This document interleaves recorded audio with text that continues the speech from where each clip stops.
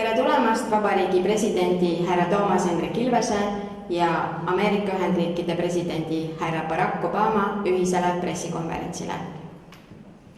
Ladies and gentlemen, please welcome the President of the Republic of Estonia, Mr. Toomas Hendrik Ilves, and the President of the United States, Mr. Barack Obama.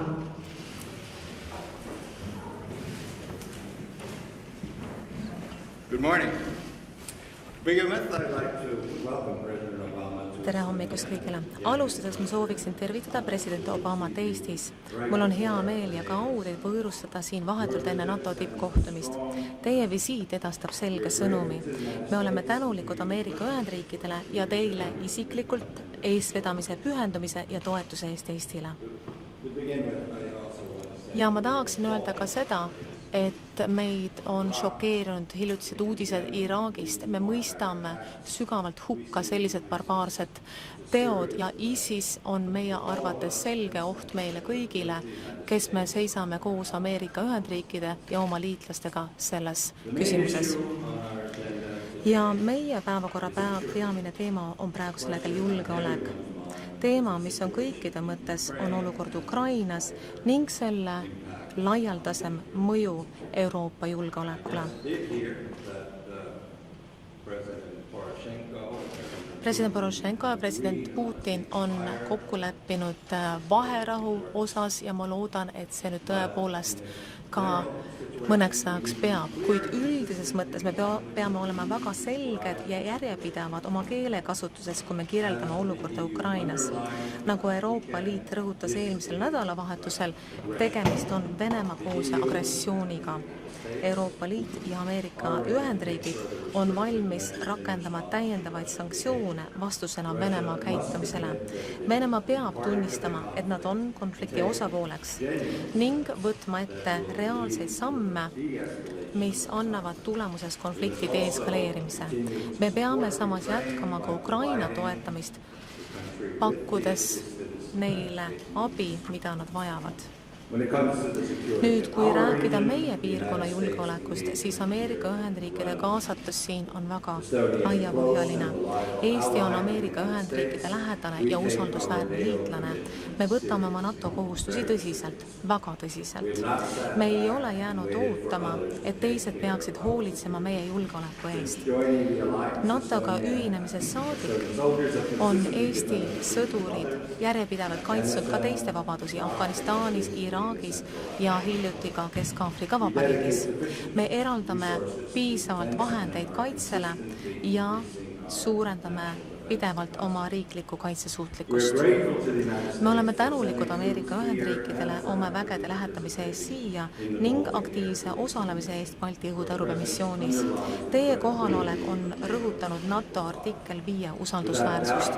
Ilma igasuguse kahtluseta teie kahepoolne panus on olnud heaks eeskujuks ka teistele NATO liitlastele.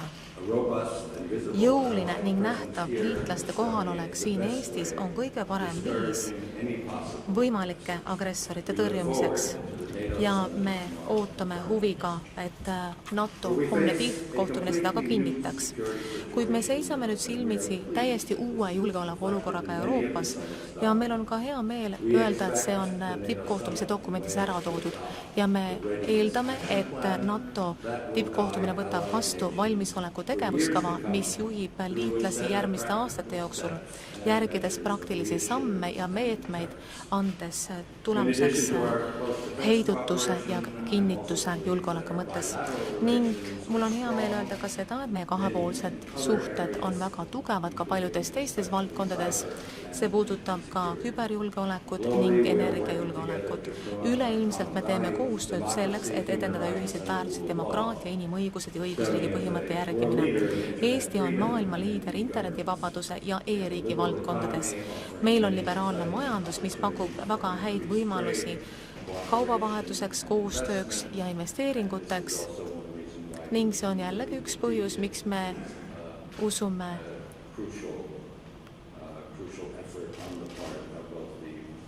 et me peaksime tegema väga tihedat koostööd nii Euroopa Liidu kui ka Ameerika Ühendriikidega. Ma tahaksin veel kord tervitada president Obamat Eestis, Põhja-Euroopas, ühes Euroopa kõige jõukamas ja edukamas piirkonnas. Meie riigid jagavad ühiseid väärtusi ja huve ning ma olen kindel, et koos me panustame oma nägemusse ühtsest, vabast ja rahumeelsest Euroopast. Suur tänu! Tere päevast! President Ilvesele, ma tahan sind tänada ja ka Eesti rahvast, et olete siin täna vastu võtnud. Mul on väga suur au olla Eestis, eriti kuna tähistame oma 10. aastat NATO liitlastena.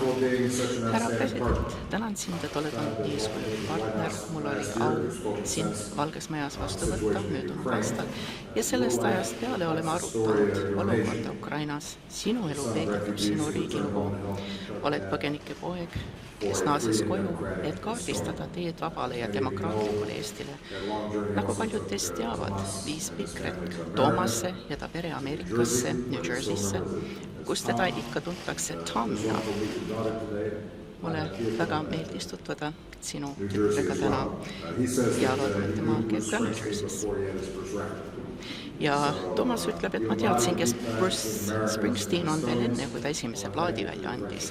Toomas, sa kehastad tugevaid Eesti ja Ameerika vahelisi sidemeid, ma tänan sind sõpruse eest.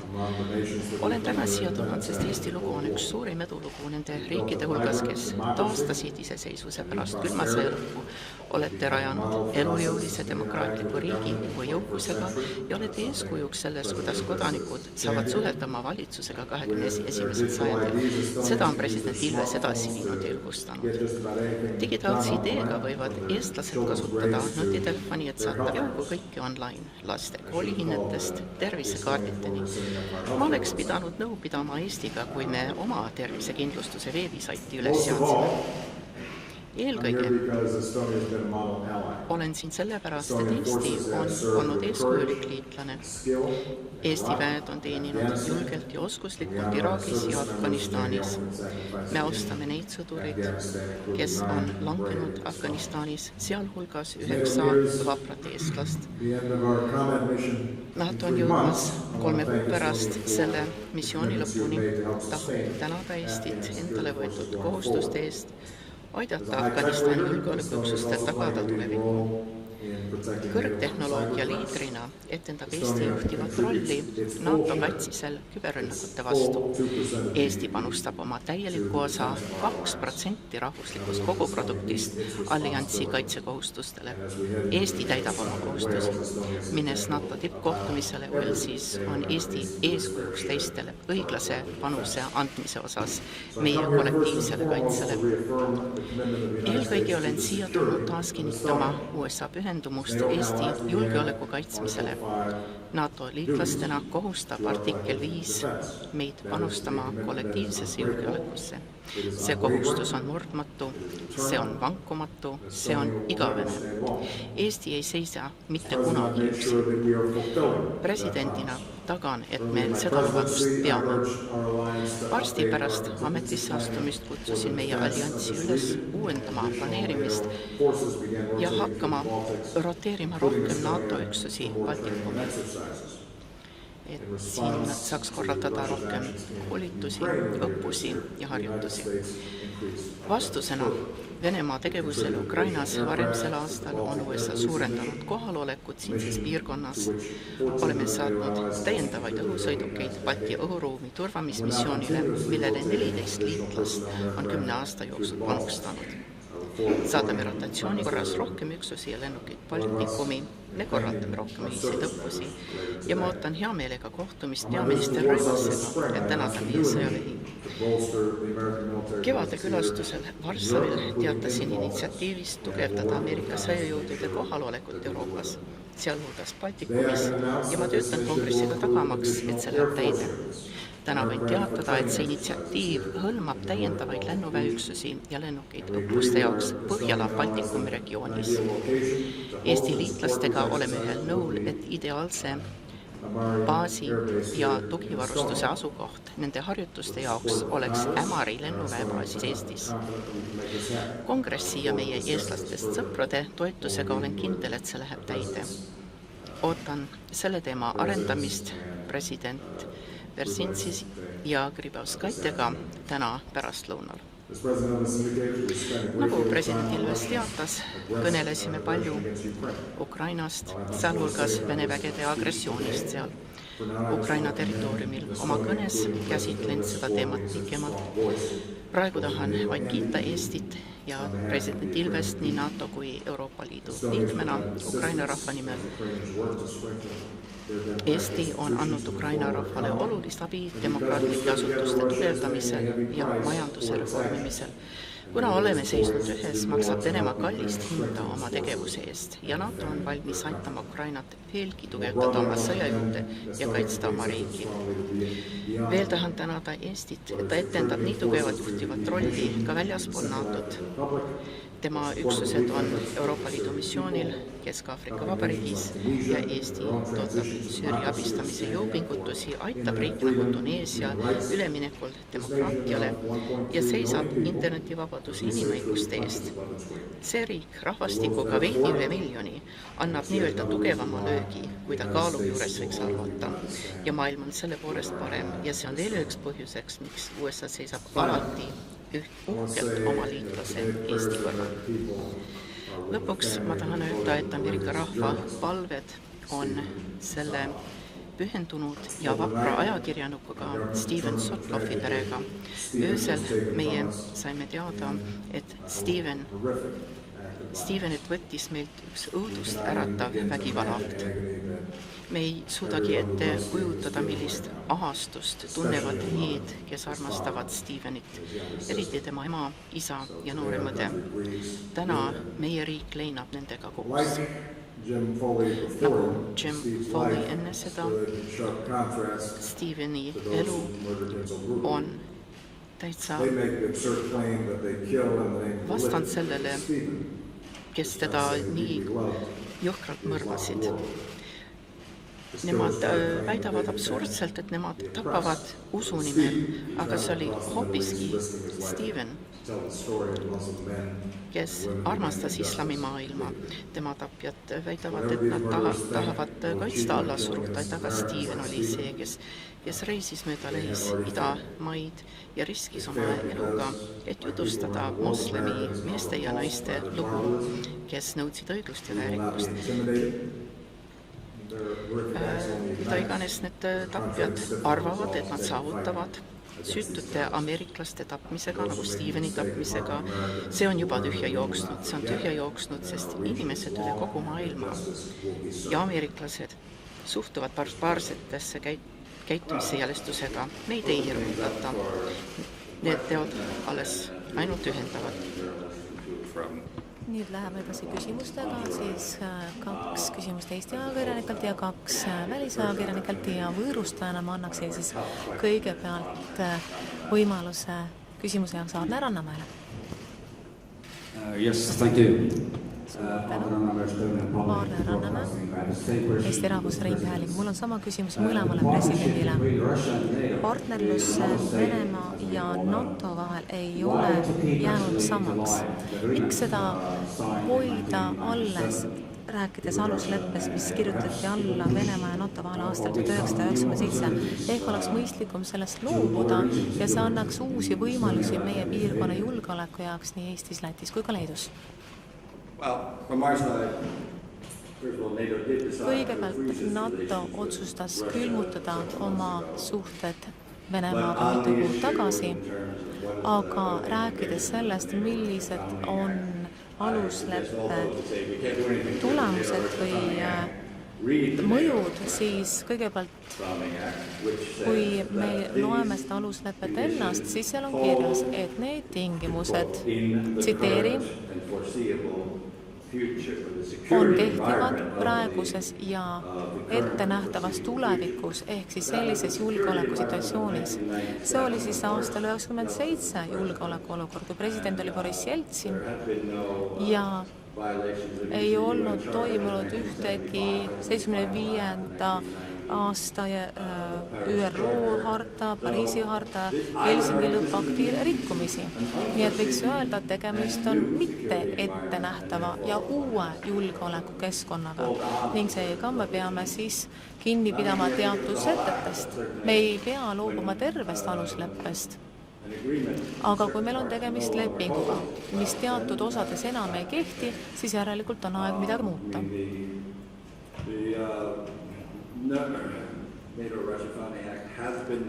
NATO-Vene aluslepingud on rikkunud Venemaa.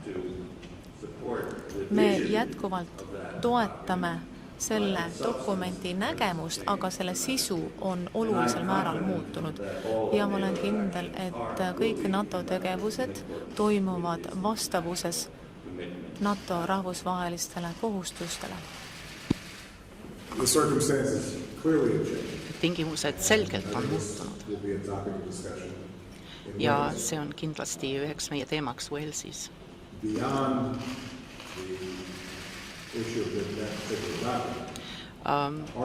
Aga veel edasi sellest dokumendist meie prioriteediks on kindlaks teha, et pole mingit kahemõttelisust artikkel 5 kinnipidamise osas, mis nagu see puudutab meie NATO liitlasi. Me oleme suurendanud oma vägede kohalolekut rotatsiooni korras ja me tahame sellega saata kindla teate igaühele, kes asjaga on seotud ja mis selgub selle tippkohtumise käigus on, et arvesse võttes olukorra muutumist. Me peame kindlaks tegema, et need rotatsioonid on efektiivsed ja on suunatud praeguste ohtude vastu. NATO peab veidikene uuendama oma kaitsevõimeid tervikuna, et neid muudetakse, antakse uusi ressursse. Oli aeg, mil oli nagu veidikene ükskõiksus tekkinud. Ja nüüd on vaja teha uusi plaane, et NATO saaks efektiivselt toimida. NATO peasekretär andis järjest teravamaid kõnesid ja sel teemal, et iga liige peab tegema oma õige panuse. Me peame uuendama oma ühiseid võimeid.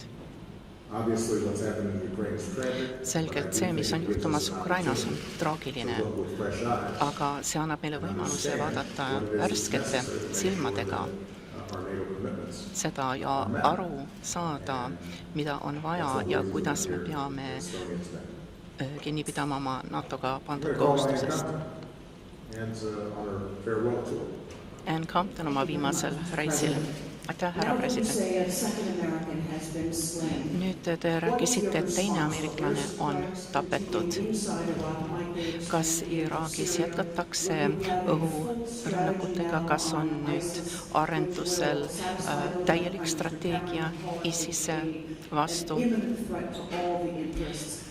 et rahotada ka Briti peaministri üleskutset, et me peame midagi sellega tegema ja et kas te vastate sellele kriitikale Dianne Feinsteini poolt, et te pole küllalt teinud? Algusest peale hakkame sellest, et sellest hetkest, kui ISIS läks Mosulisse, me teadsime, et see kujutas endast ohtu kogule regioonile. Nii et me oleme arendanud sellest hetkest strateegiat, mis peab tegema mitu asja. Et ameeriklasi Iraagis kaitstakse need, kes on suursaatkondades, konsulaatides. Number 2. Et me töötame koos iraaklastega, et neil oleks funktsioneeriv valitsus, mis rajaks nagu põhialuse, et nemad saaks ise ofensiivile minna. Ja need õhurünnakud, mida meie oleme teostanud ja humanitaartegevus ja meie abi Iraagi valitsusele, see on kõik vilja kandnud. Me oleme Amerili linnas seda kõige viimati näinud. Me oleme näinud edusamme inklusiivse sunni šiitide, kurdide keskvalitsuse moodustamisel. Me oleme näinud, et see strateegia, mida me oleme paika pannud, on juba toimimas efektiivselt, aga ma ütlesin juba algusest peale, et see ei ole ühenädalane või ühekuune või 6-kuune ettevõtmine. Arvestades sellega, mis on Süüria nii-öelda vaakumis juhtunud, need väga võitlusvalmis ISISe üksused, mis on välja kasvanud Iraagi Al-Qaidast. Meil võtab aega, et neid tõkestada ja meil võtab aega moodustada piirkondliku koalitsiooni, mille abiga me saame sunnide suguharude koostööd taotleda. Ja põhiline asi on siis see, meie eesmärk on kindel, on nõrgendada ja hävitada ISIL-i, et ta ei oleks enam ohuks Iraagile või kogu regioonile ega Ühendriikidele. Ja et seda saavutada, esimene faas on see, et oleks korralik Iraagi valitsus paigas ja et Mosul oleks puhas ja meie õhurünnakud on seda hakanud tagama. Meil regionaalne strateegia on juba paigas ja see saab toetada jätkuvalt meie jõupingutusi mitte ainult õhus, vaid ka maa peal. Ja kui see küsimus esitati, siis ma rääkisin just sellest, et sõjaväeline strateegia Süürias vajaks kongressi heakskiitu. Minu vaatenurgast on väga oluline, et me saadame oma piloodid sinna tegema oma tööd ja me peame teadma, et see missioon töötab. Me peame olema kindlad, mis on meie eesmärgid, mis on meie sihtmärgid. Enne kui me seda kongressile Ameerika rahvale esitame, et see ei ole ainult üks aktsioon, aga see on niisugune asi, mis peab üle pikema aja olema efektiivne. Põhiline asi on see, asi ei ole mitte ainult selles, et me võtame vastutusele need, kes selle õudse teo toime panid, aga laiemalt Ameerika Ühendriigid jätkuvad oma juhtivat rolli regionaalses ja rahvusvahelises jõupingutuses, et hävitada sellise tühja ja jõhkra eesmärgi, mis ISIL endale seab. Kas te just ütlesite, et kas teie strateegiaks on ISISe hävitamine või lihtsalt nende tagasi tõukamine? Meie eesmärgiks on tagada, et ISIL ei jääks jätkuvaks ohuks selles regioonis. Me suudame seda saavutada, aga see võtab aega, see võtab jõupingutusi. Nagu me nägime Al-Qaida puhul, on alati väikseid rühmitusi üle jäänud, kes võivad midagi kahjulikku korda saata. Ja see on üks piirkond, kus on palju terroristlikku tegevust. Võivad olla väiksemaid rühmitusi, mis panevad toime terroristiakti, aga me vajame sellist süsteemset lähenemisviisi, et tõkestada ISIL-i. Nad terroriseerivad šiite ja kurde ja kõiki iraaklasi, ja mitte ainult neid, aga teisi ka seal piirkonnas. Ja me tahame neid nõrgendada, et nemad ei ole enam selliseks teguriks, nagu nad on olnud viimaste kuupuu jooksul. Ajalehes Postimees. Minu küsimus on samuti mõlemale presidendile. Ukraina seisab praegu silmitsi väga raske olukorraga ja see olukord võib muutuda veelgi keerulisemaks enne parlamendivalimisi, mis on tulemas oktoobris. Nüüd teie arvates, mida võiks veel ära teha ja mida peaks ära tegema selleks, et Ukrainat toetada, seda nii poliitiliselt ja majanduslikult kui ka julgeoleku mõttes? Mida te arvate sellest, et võiks pakkuda Ukraina relvajõududele relvi selleks, et nad seisaksid tõhusamalt vastu venelaste rünnakutele riigi idaosas? Suur tänu. Well, most importantly, Ukraine needs kõige olulisem, mida Ukraina vajab, on jätkuv poliitiline toetus. Ja sellest toetusest tulenevad ka otsused, mis katavad ka muid valdkondi, majandusabi, humanitaarabi ja samuti ka sõjaline abi. Ning sellest tulenevad ka otsused, mis puudutavad varustust. Walesis Ukraina komisjon koguneb kokku ja arutavad seda, kuidas suurendada koostööd selles valdkonnas, mis puudutab Ukrainat. Ehk siis see on otsus, mida meie siis NATO-s langetame koos. Mis puudutab humanitaarvaldkonda, siis me oleme kahekordistanud humanitaar- ja arenguabi ja me hindame ka seda, mida me võime täiendavalt teha. Me oleme juba toonud tõsiselt haavatud Ukraina sõdureid oma rehabilitatsioonikeskusesse siin ning me jätkame seda tegevust ka edaspidi. See on kindlasti üks asi. Me teame, et ukrainlastel on just sellisest abist puudus ja meil on see rehabilitatsioon väga kõrgel tasandil ja peaksin ütlema kiirelt, et jah, et meil on ka siin suurepärane haigla ka tänu Ameerika Ühendriikide toetusele. Nüüd järgmised paar kuud enne parlamendi valimisi, siis see saab olema väga keeruline aeg. Ma ennustan, et Venemaa teeb kõik, mis võimalik selleks, et õõnestada valimisi. Me juba seda nägime enne presidendivalimisi ning nad püüavad destabiliseerida Kiievis asuvat valitsust ning püüavad tõrjuda tagasi Ukraina vägesid idapiirkonnast. Me peaksime olema valmis väga keeruliseks perioodiks.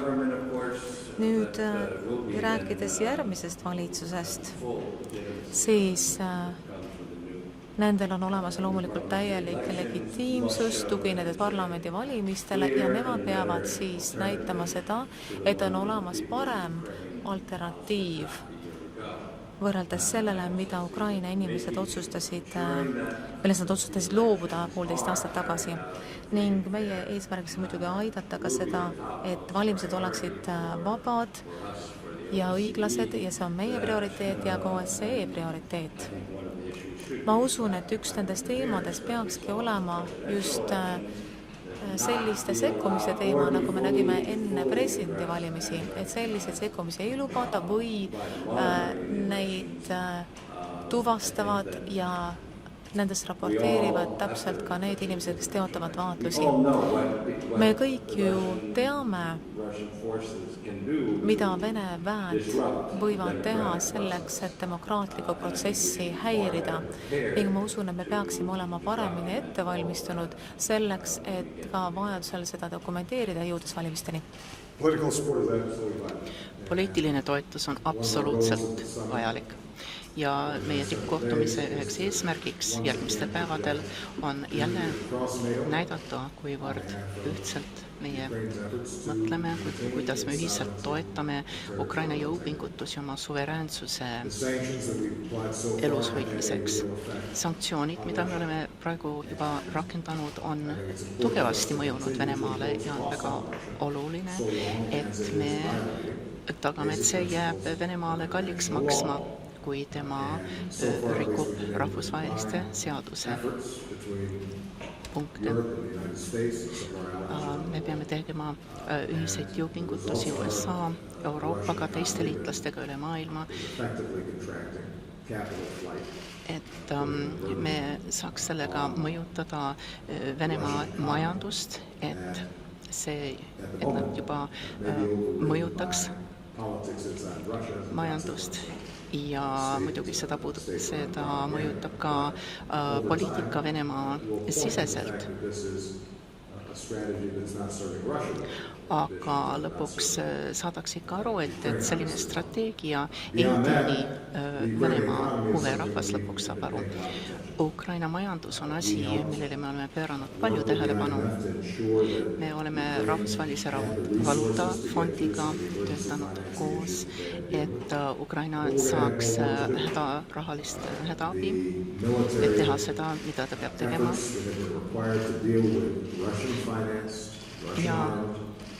Ja mis puudutab sõjaväelist abi, et vastu astuda Vene rahastatud, Vene varustatud separatistidele. Ja see on muidugi nõudnud väga palju kulutusi Ukraina valitsuse poolt. Ja muidugi on see konflikt mõjutanud ka tööstusalasid, mis on Ukraina territooriumil. Nii et lühemas perspektiivis me peame seisma ja toetama Ukraina majandust ja aitama tal läbi viia neid vajalikke reforme, et nemad saavutaksid neid muutusi, mida me oleme näinud näiteks Eestis. Eestis on mõned need riigid, kes on praegu Euroopa Liidus, neil võttis ikka paarkümmend aastat, et läbi viia kõik need reformid, mis on nii suured edusammud neile taganud. Ukraina muidugi ei saavuta seda üle öö, aga pikapeale meie abiga siiski, kui me nüüd kombineerime need jõupingutused oma pühendumusega, et jätkata NATO Ukraina sõjaväelise suhetega. Nad ei ole muidugi NATO liige, aga me saame neid muidugi toetada õppuste ja selliste asjade osas. Et oma sõnadega me neid toetame küll, aga me töötame ka praktiliselt nendega koos. Ma jätkan Anni küsimust. Kas teil on oma ISISi vastane strateegia valmis, et arutada seda NATO-ga? Ja kuivõrd te usute selle relvarahu teatesse Venemaa ja Ukraina vahel? No, me päriselt ei saa veel aru, mis see tähendab, see relvarahu, me oleme ainult teateid saanud. Me oleme muidugi toetanud Porotšenko jõupingutusi relvarahu saavutamiseks, mis viiks hea lahendusini konfliktile, aga seni see ei ole eriti aidanud, sest Euroopa ei ole neid tõsiselt, Venemaa ei ole neid tõsiselt võtnud, või Venemaa on väitnud, et nendel ei ole mingit kontrolli separatistide üle. Nii et me ei ole näinud nagu mingit tagajärgi sellele, et oleks välja kuulutatud relvarahu. Kui aga Venemaa on nõus ja valmis lõpetama finantseerimise ja koolitamise ja separatistide ühinemise Vene vägedega, kes seda teevad Ukrainas, siis saaksime mõned edusammud teha. Me muidugi eelistame tugevat ja koostöövalmis Venemaad. Aga kuidas seda võib saavutada? Nad peavad kinni pidama rahvusvahelistest normidest, et parendavad oma majandust, et pööravad tähelepanu sellele, kuidas nad saaksid toota kaupa ja teenuseid, mida inimesed tegelikult tahavad. Ja seda nad ei ole taotlenud viimaste aastate jooksul. Ja see on ilmselge, kui me vaatame nende strateegiat Ukrainas. ma ei tea härra Putini psühholoogiat selles asjas, aga me näeme, et see on agressiivne käitumine ja see meeldib teatud natsionalistidele ja sellised liikumised on muidugi Euroopas ajaloos väga kahjulikud olnud. Kui siin esineb mingi võimalus, vaatame, kas sellest midagi tuleb midagi. Kui ma olen Porošenkoga asja arutanud, ta tegi ettepaneku, ta soovib, et Ida-Ukraina tunneks, et ta on ikka hästi esindatud Ukrainas, et vene keele rääkijad tunneks, et nemad on kah osa riigist.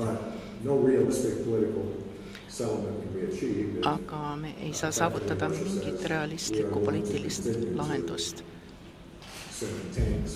kui Venemaa jätkab nõustajate ja tankide ja sõjaväelaste saatmist Ukrainasse, kes ei ole Ukraina päritolu või Ukrainas elavad. Ja Ukraina ei peaks ära andma oma territooriumi ega oma õigust teha ise oma otsuseid ka oma majanduse kohta. Mis puudutab Iraaki, me arutame seda teemat isegi enne, kui ISIL jälle päevakorrale tuli. Üks meie muredest on terroristlike võrgustike organisatsioonide moodustumine väljaspool Al-Qaidat, kes mõjutavad seda piirkonda ja kombineerivad terrorismi taktikaid sõjaväetaktikuga. See on esimene, kes on läbi löönud oma tegevusega. Ja ma käsitlesin seda oma West Pointi kõnes. Eesmärgiks on saada NATO koostööd, sest regionaalsed partnerlussuhted on need, mis aitavad vastu astuda mitte ainult ISILile, aga ka muudele liikumistele, mis püüavad destabiliseerida valitsusi selles regioonis. Me oleme juba näinud, kuidas NATO liikmesriigid saavad aru selle probleemi suurusest. Nad on juba pühendunud oma ressursse humanitaartegevusele ja on saadanud abi Iraagi kaitsevägedele. Me tervitame neid jõupingutusi, aga me peame seda ka süstemaatiliselt tegema, suunatumalt. NATO on unikaalne oma edu pärast allianssina, aga me peame aru saama, et ohtusid tekib üha uusi, mitte ainult Ukrainas, aga ka Lähis-Idas, mis mõjutavad Euroopat otseselt. Ja korrates seda, mida ma varem Annile ütlesin, me teame, et kui rahvusvaheline kogukond ühineb meiega, siis me saame pidevalt jätkata ISIL-i võimete vähendamist, finantseerimist, sõjalisi võimeid. Sellise punktini, et ta on probleem, millega me suudame kergesti hakkama saada. Asi on selles, et meil peab olema õige strateegia, aga ka rahvusvaheline tahe, et seda kõike läbi viia. See on probleemi jätk, mis algas 11. septembril isegi enne seda ja ta on lihtsalt laiali valgunud. Me tahame organiseerida Araabia maailma ja islamimaailma, et seda vähkkasvajat isoleerida, seda ekstremismi hävitama, mis ise hävitab eelkõige islamimaailma ja Araabia maailma ja Põhja-Aafrikat. They're the ones who are most severely affected. ja mõjutab kõige rohkem neid inimesi, kes seal elavad. They're threatened to be killed.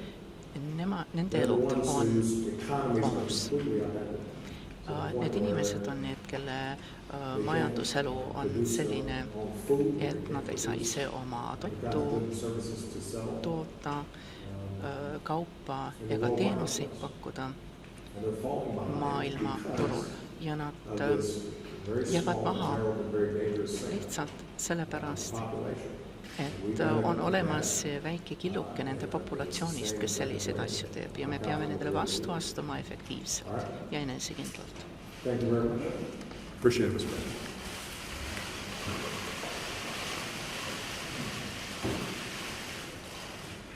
Erik, mõnus paber.